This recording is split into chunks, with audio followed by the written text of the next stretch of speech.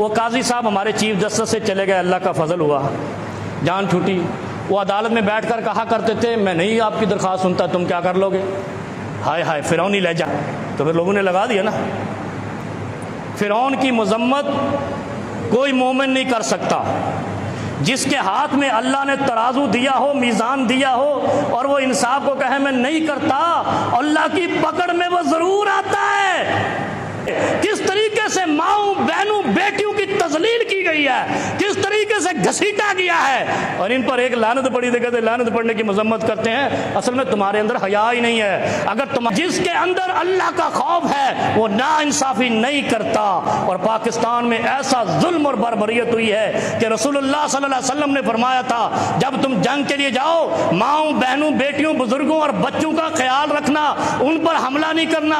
अगर आगे आ जाए हमला, आपने हमला रोक लेना है।